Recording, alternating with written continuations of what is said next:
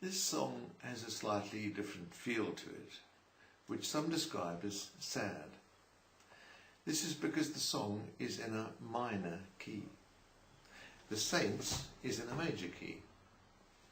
What do we mean by major and minor keys? Well, we're talking about the scale which is used. And as I've suggested, a musical scale is like a ladder going up and down. But the steps in the scale are not even. The ladder is missing quite a few rungs, just about every other one. Where a rung is missing, the interval between each step is equivalent to 2 rungs apart. Some steps are regular small ones, where all the rungs are in place. Let's see how this works. The bottom of the scale is the first note or root, for example C. The second note D is 2 rungs up the ladder. So is the third E. But the fourth note F of the scale is just 1 rung up. The fifth note G is another 2 rungs up, and so is the sixth A and the seventh B. But the top note C is just 1 rung up. In the music scale, these steps are called tones. 2 steps is a whole tone, and 1 step is a half a tone, or semitone. This strange sequence, but it's what characterizes Western music.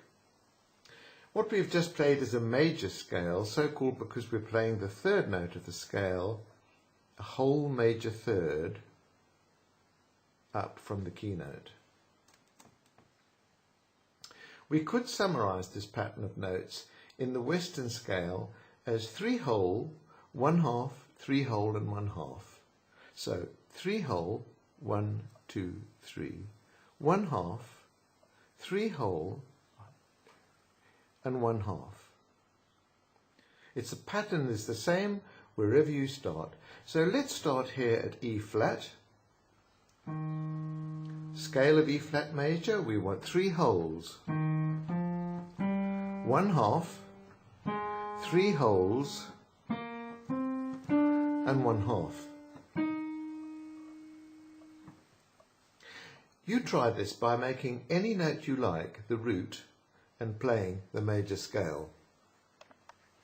So now you know how to make a major scale in any key. 3 whole notes, 1 half note, 3 whole note, 1 half. The minor scale, slightly different. Remember, the major scale was so called because the third note was 3 whole tones up, a major third. The third note of a minor scale is not quite 3 tones up, but just 2.5. So we go 1, tone 2, and a semitone. So the third note in the scale of C minor is an E flat. The rest of the minor scale varies, but we're going to play what we call the natural minor scale. This means that the 6th and 7th notes are also a semitone down. There's the 6th, that's a semitone down, and the 7th is a semitone down. The A drops to the A flat and the B to B flat. So here's the whole scale. There's the minor third, the 4th and 5th remain the same, the 6th drops and the 7th drops.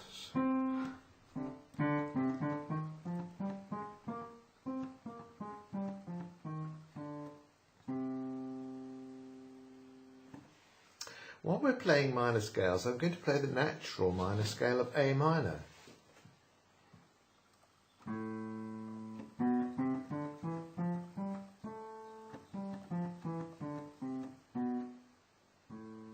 Here it is. Not a black note, is there? Let's look again at this minor scale. First, here's the scale of A major.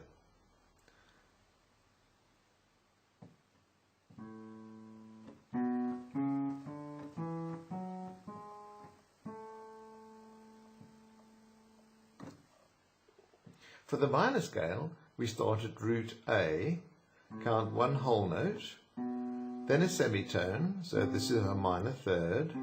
Notes 4 and 5 are the same, and the 6th and 7th notes drop down.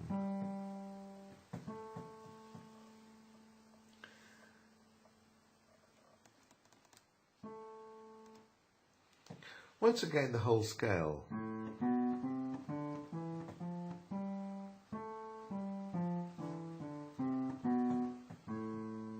Now the scale of C major.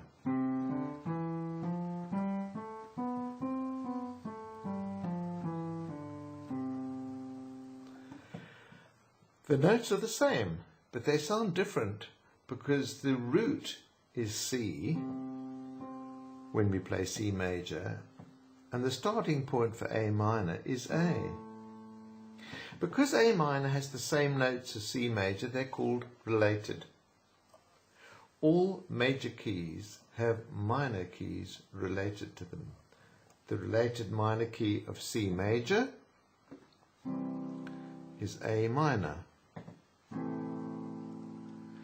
Notice that the interval between a major scale and its related minor is a minor third.